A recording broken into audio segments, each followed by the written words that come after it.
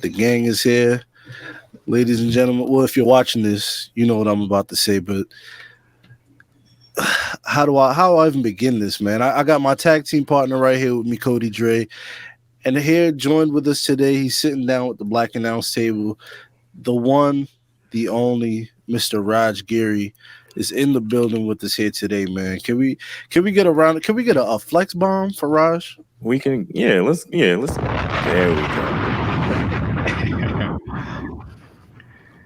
Man, Raj, we appreciate you joining us, man. How are you feeling? I'm doing good. Thanks for having me on, guys. Of course, man. So, where do I begin? All right, so I'll start here. I was very, very critical of you. I'm very critical about wrestling journalism, period, because a lot of the time I feel like a lot of the time I feel like, how do you know, where is this coming from? Is this true? And like most of the time, especially like with the Sasha thing that happened last spring, it was a lot of, I feel like, just here's like we don't know what's going on, and everybody was just kind of jumping out to say things. And your tweet was one of those tweets that stuck out the most because there was like no, I want to say like no evidence or like anything behind it. You know what I'm saying? Like it was just kind of like you were the only one to report it. So, and like we haven't heard like anything around it since until this year, until January, where it was like, oh shit, he was right. You know what I'm saying? So like I want to start there because that's kind of when you made the radar for us at least. We were like, yo, I was like, how's this guy reporting something that do we know it's true? Do we know it's not? Like, how do you know what I'm saying? Like, where do we even begin with this? Like how Right. Well, I think, you know what I'm saying? yeah. Well, I mean, I never post something unless I have a second source on it, or something that. And I actually don't post as much stuff as other guys, partly because I'm no longer with Wrestling Inc. in the same capacity as I was before. I sold the site last year, but I'm still with the site. Mm-hmm. And then also because I do always want to get that second source, and if I don't, I just let the story go, whatever it is. And with Sasha, I had it. I was surprised it took so long for no one to really confirm it. I mean, it was months before someone else also had gotten the same information. So, but yeah, I wouldn't post it out there unless it was something I had vetted. And the same goes for, when I own the site. If someone had a scoop, even if it's from one person, I won't run it. There has to be a second source on it, and as someone else to, okay, geez, what's happening in my vocabulary? Verify the report, and often depending on what the story is, we also want to go to WWE or AEW for comment if it's. You again, depending on what it is. Right. No, it's like just with that situation, it just kind of seemed like I felt like nobody else kind of said anything. Like you were probably the only person to really come out and say, "Hey, this is what I'm hearing. This is what it is." And then there was like no confirmation for months after that. You know what I'm saying? Like I feel like I don't know if people kind of left you out to, you know what I'm saying, like just let you have that. Or what, but I don't know. To me, it kind of felt like it, or at least it looked like you kind of just jumped out there and you know what I'm saying and said something, and that made me look at a lot of like journalists, like man, like is it true? Are they baiting? Because a lot of people do bait. You know what I'm saying? So that's kind of where I was coming from. Yeah, I mean, and there are some guys. Look, there's a ton of people now that post news on Twitter that's probably not accurate. That's probably not real. Mm-hmm. And then you got look, if I post something, it's going to be accurate. You got your Sean Ross Sapp out there. He's been very reputable. Mike Johnson, obviously with PW Insider. So so you got guys out there that once you've been reading the stuff for a long time, who is definitely reliable. Yeah, you know who's credible. You know who's not. Yeah, like, exactly. You've like with the whole thing that went down, you mentioned like these sources, like you have your sources and everything like that. With a story like that, with that big news, this is like going to be some of the most talked about news we're going to talk about in our wrestling community and all of this stuff. Like these sources, you said you have, it's like a proper protocol you go by. You have to have two sources to confirm this news before you put it out. Right. And so it's funny with the Sasha stuff. That night I was at the Stanley Cup Finals. It was game 1. And so I'm getting all this stuff. And then it's like, okay, this is too big of a story to ignore. So I'm at the game, contacting people over and over, getting a second source on that. I'm contacting WWE, a bunch of people in WWE, executive, higher ups and their PR people, just everyone. And no one was saying anything or, very quiet about it. But I finally did get, a second confirmation, was able to go with it. And it was it was dead on. So. Yes, it was. It was, and I'm not gonna lie. I gave you hell for like a good 6 months because like every time somebody was like, "Hey, so Raj got something," I was like, "Man, it's cat." You know what I'm saying? Yeah. It can't be true. It ain't real. I was basically doing that. Like, I'm not believing nothing until it's confirmed, or until like AEW or WWE says, this is what it is. Because it was just like, even with like the Vince McMahon thing, you know what I'm saying? Like a couple months ago, like. It's like, oh, I'm hearing rumblings down the pipeline, and it was just guys like coming out and trying to, you know what I'm saying? It was you got the real and you got the fake, you know what I'm saying? So it's a lot of people trying to come out with trying to, be the first one to break something, but they don't have anything, and they're trying to get the people hyped, and that's kind of the side of things that I don't like, where it's like, come on, like, you know what I'm saying? Like, don't pump fake and make it seem like you have something that you don't, you know what I'm saying, to rile the people up, because then everybody gets upset, you know what I'm saying? Yeah, for sure. But you know what I'm saying? You saying, I double check, I got the sources. And that's something I do say a lot on the show is cite your sources. You know what I'm saying? Like, don't just come out here and say just anything just for the clicks or for anything. You know what I'm saying? You got to come out here and be reputable. So, and another thing we also said in the show, because people were like, oh, Roger's right, Eve. Roger's right. Are you going to give Rogers credit? And I was like, man, look, if I'm gonna give Rogers credit, he has to come on the show, and I will give him his credit face to face like a man. So here I am saying, Raj, I give you your credit, brother. You did your thing. Yeah. I was wrong. You was right.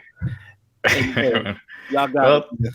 Well, thanks, man. I appreciate it. And trust me, there were you weren't the only one to give me flack, so I'm used to it.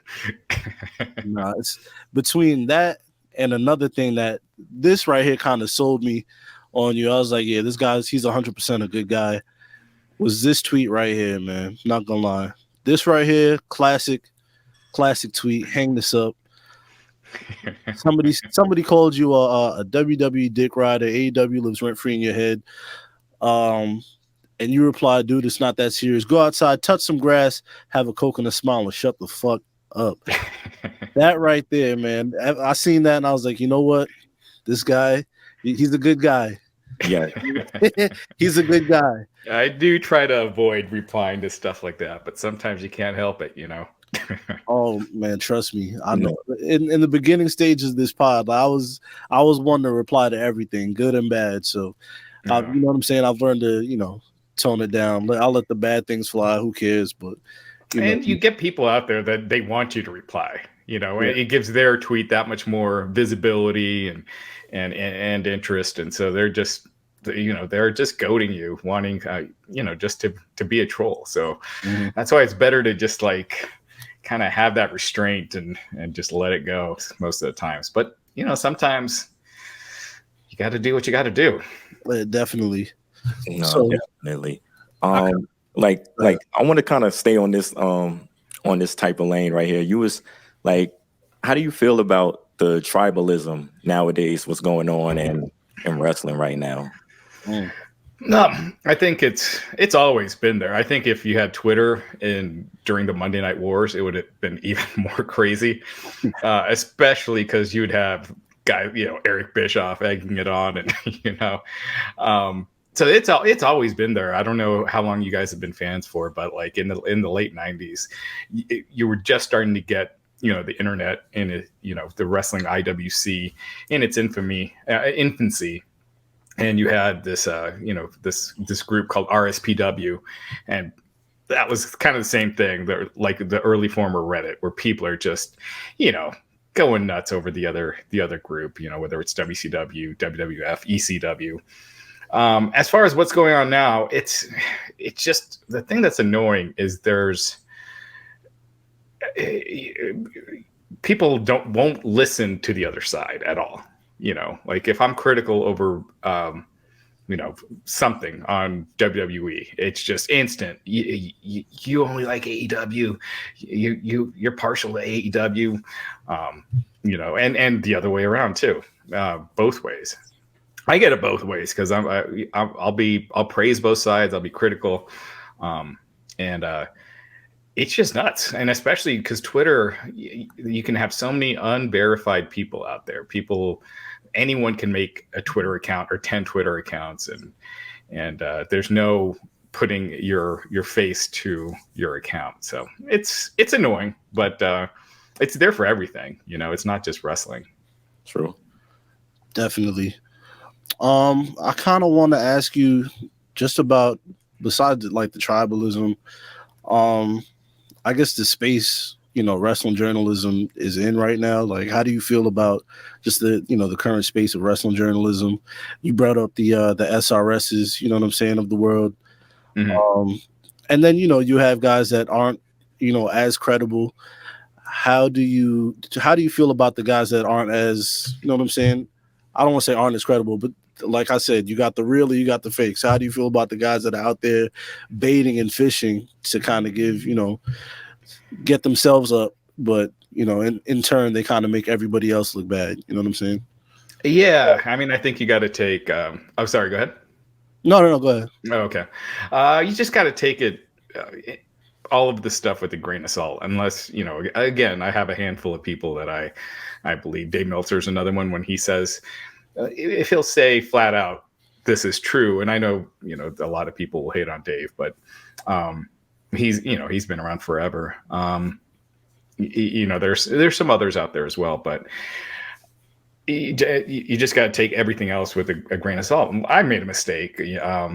There was that night where there was that rumor that Saudi Arabia had bought, the Saudi Arabia Public Investment Fund had bought WWE. I didn't report that, but I did reply to the reports out there when I probably shouldn't have even replied and given that the time of day, because the guys reporting that had broken other stories in the past, but nothing of that magnitude. So I should have just waited. But it's always best to know who's consistently right, follow that, and take everything else with a grain of salt. Definitely. I kind of want to pivot into something fun, man. Enough about the journalism. Let's talk about the wrestling. You know what I'm saying? Recently we've seen a debacle. Well, actually, we'll talk about the most recent thing. MJF threw a drink in a kid's face, man. Let's get to the meat and potatoes. How do you feel about just wrestling right now, man? We got the current landscape of wrestling. Things are bubbling. We're on the road to WrestleMania.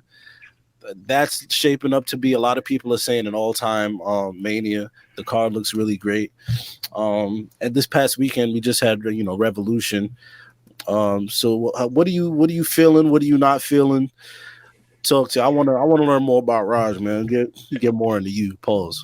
Yeah. So the thing with MJF, when they did that, I thought, I assumed it was a stunt. I thought the kid was a plant, and yeah, so I thought it was hilarious. And then when I found out the kid wasn't a plant, I was like, that's messed up, because whether it's tequila or water, and it turned out to be tequila, these kids they're in their formative years. You can't just be like, I know a lot of people out there like, oh well, the kid ended up going backstage and he probably had the time of his life. It's like, you don't know that. All kids are different. Mm-hmm. You don't know how his friends are going to be with him when he's back in school. Are they going to be like, hey, that was cool, you were on TV, or are they going to be making fun of him? It's just, that kind of stuff should not happen with children, unless, again, they're a plant, they're in on it. So yeah, I thought that was really messed up. I think MJF is one of the best heels we have in the business right now. I think he's great. Him and Roman Reigns are, two of the guys that when they're on, them Brock, when they're on, I'm watching. But he crossed the line there, and I think he knows it. And Tony Khan clearly did. And that could be a lawsuit. So those are the kind of things you want to just really avoid. And so yeah, I thought it was a dumb move. Yeah, I saw a lot of people talking about, like this is great heel work and this, that, and the third. And it's like, yeah, but there's also a line you kind of don't cross. You know what I'm saying? Like, as a heel, it's like, all right, you know what I'm saying? You get in a fan's face, you rip Right. the sign, that's cool. You take a foam finger, throw it away, that's cool. But you know what I'm saying? To grab alcohol and, dash it in the kid's face, it's like, all right, come on, bro. I feel like a lot of people, I don't know, man. I feel like people get caught up in MJF and like they don't like see that it's like, bro, like everything to them is like, oh, he's a great heel. And it's like, bro, come on, let's separate this from that. What he did was wrong, not heel work. You know what I'm saying? Yeah. Let's just be honest. Yeah, and look, if someone like Logan Paul did that, right? Like that would have been everywhere. But AEW is a little more under the radar, so it was all over social media. But as far as like news sources picking up on it, that didn't really happen. As far as like any major news. But if Logan Paul did something like that, it would have been a different story. So Absolutely. So yeah, it's best to and just don't mess with kids. And yeah, like you said, tearing up the sign is one thing. If MJF threw a drink at me, I'd be pissed, but whatever. But if he threw a drink on my daughter, my first instinct would be to throw a punch.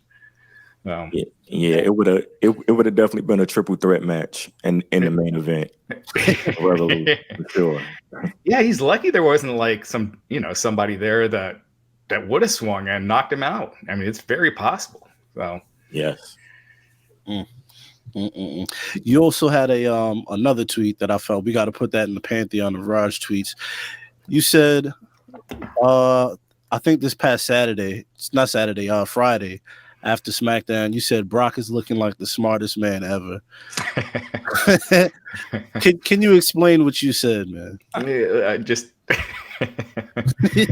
Could you? I mean, look, I think Lashley deserves a lot better than what he's doing right now in this feud. I think this match should have been Brock and Lashley at Mania, but gosh, the Bray Wyatt stuff, it's just not for me. The storytelling has been terrible. I think one week they're, Bray saying he is Uncle Howdy. The next week, Uncle Howdy's giving him a Sister Abigail. The next week they're getting Alexa Bliss. The next, it's just been all over the place. Yeah. Nothing consistent. I just think it's the worst thing that WWE has going right now. Because they're doing a lot of things right, like more things right now than I can recall in a long time. Like most of the top stories are hitting the way they should. The lower level stories are hitting the way they should. But the Bray stuff, I mean, Brock got out of that, and to see him, Brock has a different aura about him. He's got like that Mike Tyson, no nonsense. He's not gonna do cutesy stuff, and just picture him standing there while that Muscle Man dance video's going with Brock's picture in it. It would have just hurt his aura a little bit, I think. So definitely, I definitely said the same exact thing. Like turning down that Bray feud, I'm like, Brock, smart man. Another thing that came up, you mentioned Brock. Again, I wanted to know, like, who are some of your favorite wrestlers, like currently and like all time? Because I have another question I want to follow that up with. Currently, I like MJF. I like Roman Reigns. I liked CM Punk when he was there. Those are and Brock. Those are kind of the guys that when they're on, I'm watching. I'm paying full attention. So for the current guys on who I really enjoy watching, that it would be them. Mostly, again, characters, mic work, all that stuff. I find so important, and those are the characters that kind of draw me in. All time, I've always said Macho Man Randy Savage, favorite of all time. The Rock is up there, Stone Cold. So kind of typical stuff, but and Roddy Piper. But yeah, those would be the guys. Like because I asked that because you being obviously a fan of this stuff, and you have to go and cite these sources for these rumors and everything was going around. Is it hard to like, like this is one of my favorites, like I don't want to put that stuff out there. Like, is it hard for you to do that? Not with the current talent. I separate that. I usually don't answer that question when people ask on who my favorites are. And again, it's not so much my favorites as who I watch when they're on. Yeah. But yeah, I've been able to separate it. It's different when it's guys from my childhood. I remember that was a little different just because I'd be a little more awestruck and stuff. Like if I'm talking to Hulk Hogan or Ric Flair or Bruno Sammartino. But yeah, with the current guys, I'm able to separate it. Okay. Man, I kind of want to.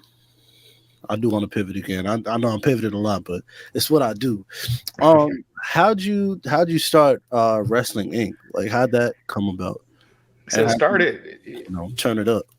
Yeah, it started just as a hobby. I was at an engineering school here in Colorado, and I hated what I was doing. I was a senior. I hated chemical engineering. I needed to get out of it, and the web was just starting to take off. So I was like, one weekend, my now wife, then girlfriend, she was out of town. I'm like, instead of going out and partying, I'm going to stay in, learn how to make a website. They had this site called GeoCities, which gave out free websites back then. So I just signed up and I got hooked on it. And I needed a topic, and I was a big wrestling fan. So just chose wrestling, started writing about it. The next day I got like 8 hits, and I thought that was the coolest thing ever. I was like, man, 8 people just read my stuff. That's insane. And I just got hooked and started contacting wrestlers for interviews. And the first interview I did was Spike Dudley. And then, yeah, it just kind of grew and grew from there, but I never meant for it to be a full-time thing. It was always something to create to help me get a job in web development. And but then, yeah, it just snowballed from there. Damn, wow. That's fire. Isn't it ill with like the things you kind of just create off of whim? It's like, man, I want to do this. You make it, and then it turns up like it ends up being popping. Yeah. That's kind of like this show. It's like, let's do a wrestling podcast. 6 years later, it's like, yo, we here. Nice. Yeah. Really? Absolutely. Yeah, the stuff you do that you love just out of love and having it pay you back, it's pretty amazing. Yeah, no, that's a blessing. Who was your biggest interview to date? Gosh, Steve Austin, I guess. Because there's, we got Hogan, Steve Austin, Ric Flair, Bruno Sammartino, Harley Race, like just legends and legends of the business. So it's tough to say, but yeah, between Austin and Hogan. I wish The Rock. We never got The Rock on the site. I've asked him questions during press stuff, but never one-on-one. But I would have loved to have. Wow, Austin, that's not even a feather in the cap. That's like that. You just named like holy grail guys. You know what I'm saying? Like, yeah, we've done a couple with Austin. I actually was there for.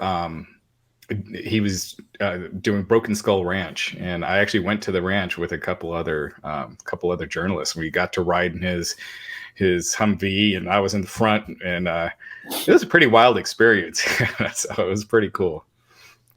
That is crazy. That's something like that is like, I don't know. For me, at least, it's like if I got to like chill with Steve Austin, I'm like, damn, bro, like I'm chilling with Steve. Like I looked up to this guy as a kid. I'm over here riding in his tank. You know what I'm saying? Like, yeah, I'm about to go hunt. Right. Well, I think what's cool with Austin is he never tries to give that how big of a star he actually is. He never tries to, have that aura about him. He's just a cool dude. Yeah. Recently, it looks like he's just been trying to like, I don't want to say remain under the radar, but he's been doing like normal guy stuff. Like I saw a video of him working at like Wendy's. You know what I'm saying? I saw that. Yeah. Like him playing with his cat, and it's like, bro, you're Steve Austin, dog. Like you're one of the greatest wrestlers of all, one of the most popular figures of all time, and you're over here playing with a cat. It's like, yo, who would have guessed this? He can do whatever he wants.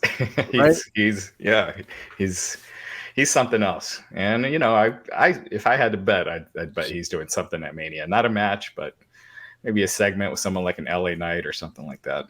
Damn. Nice. Is that a Raj Giri exclusive? No, this is just, I'm just guessing. I have not heard anything either way on that. Good job clearing that one up. You know, Yeah. no. Yeah, Yeah. no. So what are you up to now? Because before, I know you mentioned that you're not as much you're not working with Wrestling Inc. as much as you used to. What are you doing these days? What are you up to? So I'm still helping them out, still on the site. I don't do as much of the editorial stuff, so I'm not on the writing, managing the writers, anything like that, like I used to. But I'm still helping them out behind the scenes, strategy, when an event's coming up, like how it should be handled, how many people should go, contacting WWE, like if we're going to WrestleMania, contacting WWE about, getting us the media credentials, things like that, or contacting AEW. Yeah, and then just also critiquing stuff. If since I'm not involved on the content end, if I see stuff that maybe shouldn't be on the site or that I wouldn't have had on the site, I'll let them know. But yeah, they've been great, and the site's faster than ever. Yeah, they're just killing it. That's dope. What this? Well, this kind of just came to me. I guess the wrestling content space is full right now. It's a huge pool of podcasts from wrestlers to everybody has a podcast. Everybody kind of is doing their journalism thing, their content creation thing. Like, what else can be done in the wrestling space, do you think, that hasn't been done before? Or do you think there's a need for this thing? I think the thing I've really been loving lately is all the documentaries that they're doing. I think the Dark Side of the Ring, the WWE ones, Rivals, and those. There might be some inaccuracies in those here and there, but ultimately I find them just really interesting and like capturing. They had one on the NWO a couple of weeks ago, and it just kind of puts you back in that era and that time frame. And so I think that's been one of my favorite things right now. Obviously the podcasts are great. And yeah, I just think you're just seeing wrestling on basically every form of media. And since wrestling is weekly, I mean, it's on every week, it's constantly fresh content coming out. So if you're a wrestling fan, you're never going to run out of things to check out. No, think about like pandemic. You know what I'm saying? Pandemic. There wasn't really anything besides wrestling, the MJ documentary, and I think like there was like baseball going on in like Korea, I think, for a little bit. But like, like you turned on ESPN and they were talking about like, well, what do we do when things go back? It's like, come on, like, what am I watching? You know what I'm saying? Like, I don't remember if you watched First Take during pandemic, but it was bad. You know what I'm saying? But wrestling kind of held us. I kind of block out all the stuff from the pandemic, like the baseball games with the cardboard cutouts and all that kind of stuff. It's just like such a weird time that I try to block it out of my memory. Pre-Thunderdome, all of that. Yeah, especially before Thunderdome, those shows were so bad, especially when they had no fans at first, and it was tough to watch. WrestleMania 36 in the PC. Yeah. I have not rewatched a single match from that WrestleMania except for the two cinematic matches, the Firefly Funhouse and the Boneyard match. Those are the only two I've rewatched. Same. It was tough. It was tough. My last question is a question that we kind of ask to everybody, man. Like, what I like to ask people, what do they do when it's time to relax? When you turn the wrestling off at 11 o'clock, you know what I'm saying? You strike me as one of those people where wrestling doesn't consume your life. You know what I'm saying? It's like, all right, 11 p.m., Raw's done. I'm going to go to bed. You know what I'm saying? I'm not up thinking about, this, that, and the third. You know what I'm saying? So what do you do when it's time to relax, when it's time to kick it? The day is over. What is Raj doing to chill, to unwind, to relieve the stress of the day? Yeah, I mean, basically Monday and Wednesday nights are my weekday nights where they're wrestling nights, and I'll be on Twitter. I'm watching Raw. I'm watching Dynamite. SmackDown I usually catch up on during the weekend. And so Tuesday nights and Thursday nights, you know, I cook. I try to hang out with my kids. We try to go out to dinner one night a week. And then me and my wife, we have a bunch of shows we watch, you know, or, you know, that we have been watching that we've either finished or, you know, we're in the middle of. We're watching Billions right now, but had The White Lotus. Gosh, there were some, I'm trying to think of some other ones. The one on Peacock, Poker Face. So yeah, there's just chill, watch a movie, maybe have some wine, and do nothing. So just try to not think about wrestling. I like it. Me too. That sounds amazing. The older I get, the more I realize doing nothing is the greatest thing in the world. Yeah. And when summer comes along, we usually go play some golf or something during the week. Nice. That's fine. Are you a big golf guy? I like going, but I'm not good at it. but it's relaxing. It's fun. But yeah. I love golf, man. I got to get back on the green, man. I really have to. Yeah, with golf, I always have like those 2 holes where I get stuck in the sand or something that just kills my score. But but outside of that, it's frustrating as hell, but it's so much fun. Man, hey Cody, you got anything else you want to ask? I have one more, just one more. WrestleMania 39, Hollywood. Roman Reigns, Cody Rhodes. Does Cody Rhodes walk away with the championship? I think he does. I think I don't think it's the last time Roman holds that title this year, but I do think it's time to get another big star, and I think Cody right now is that guy. Now, if he loses steam by then I think you pivot and go with Roman winning, but I think right now, I think Cody should win. You don't think they probably don't want to hold off on it? Roman is that close to 1,000 days as champ. Does that probably play a factor in it and maybe sway to make Roman retain? I mean, you can. I think just for that record, it's not worth it because I think you want to anoint a new top star. That's the place to do it. The biggest show you've had in a long time. I mean, this WrestleMania is going to be huge. The number of tickets they've sold over the 2 nights is just insane. And I think the card is just super solid right now. So yeah, I think it's the time to do it. You think this has potential to be an all-time Mania like everybody's saying?